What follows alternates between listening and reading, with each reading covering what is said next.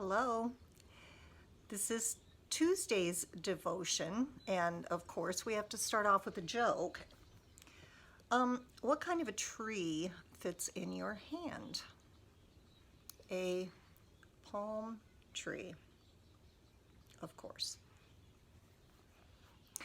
We're continuing today with our theme of coats, and the Bible story is one that I'm sure you heard when you were growing up as a child. It's the story of Joseph's coat.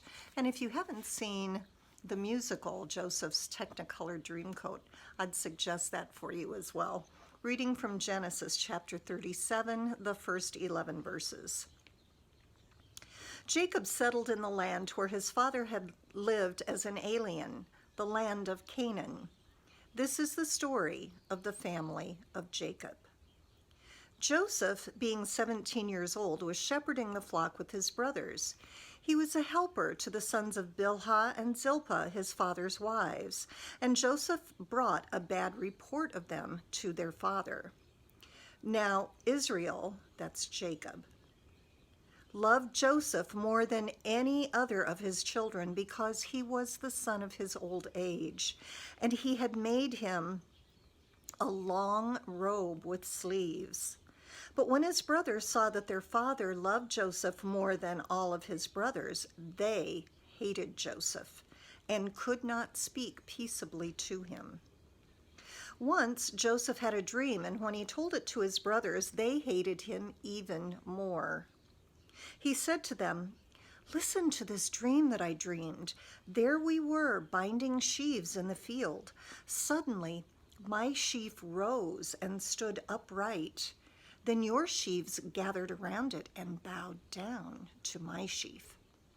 His brothers said to him, "Are you indeed to reign over us? Are you indeed to have dominion over us?" And so they hated him even more because of his dream and his words. He had another dream and told it to his brothers, saying, "Look, I have had another dream. The sun, the moon, and 11 stars were bowing down to me." But when he told it to his father and to his brothers, his father rebuked him and said to him, "What kind of dream is this that you have had? Shall we indeed come, I and your mother and your brothers, and bow to the ground before you?"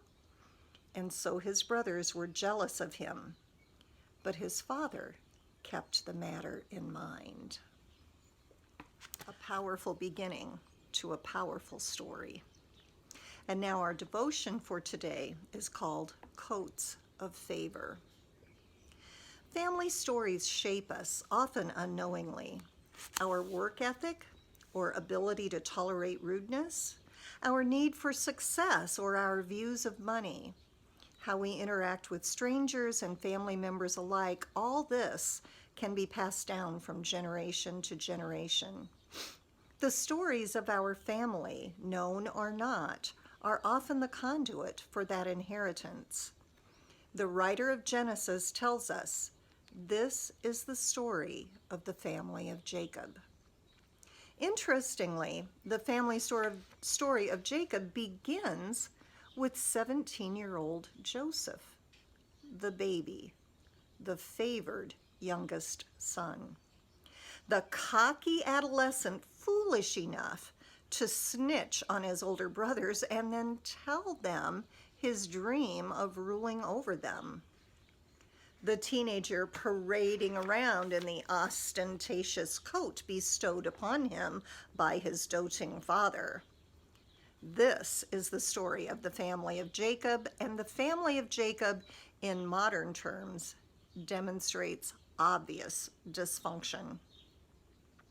Jacob plays favorites. Joseph's brothers hate him. Joseph's older brothers hate him because he is so clearly his father's favorite, and they hate him even more because of his words, his dream of ruling over the family, the youngest, usurping the role of the patriarch. Jealousy rules. Soon brothers will plot against brother and then lie to their father about it. That coat of favor will become evidence of both the crime and the cover-up. Estrangement will be a theme of this family story, taking up many chapters. This is the story of the family of Jacob, the family God chooses, the family God will use to further salvation history. All of which is to say, we ought to feel comfort in knowing that God works through all kinds of family stories, even the most painful and dysfunctional among them. Jacob could not know the impact of that heartfelt gift. He did not understand that the coat of many colors or the robe with the long sleeves, that outer garment that would set his youngest apart, would exacerbate the gulf between his children. Sorry, my neighbor's walking their dog and Winnie is having a fit.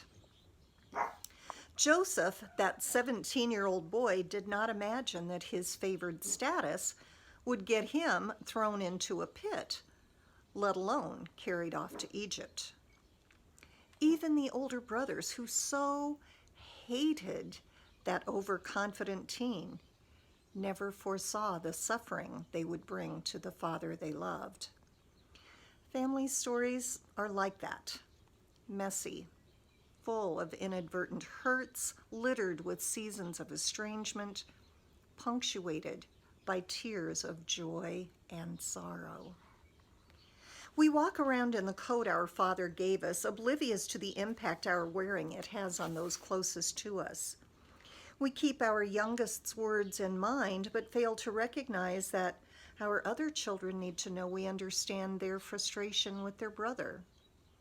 We live the stories told and kept secret, unaware that they move us to act in ways we will come to regret. God indeed works through all our families and all of our stories, the chapters of triumph and the ones where we hit rock bottom. God also gives us the ability to recognize the power, both good and not so good, of the coats that we give and receive, wear and steal, treasure and disdain.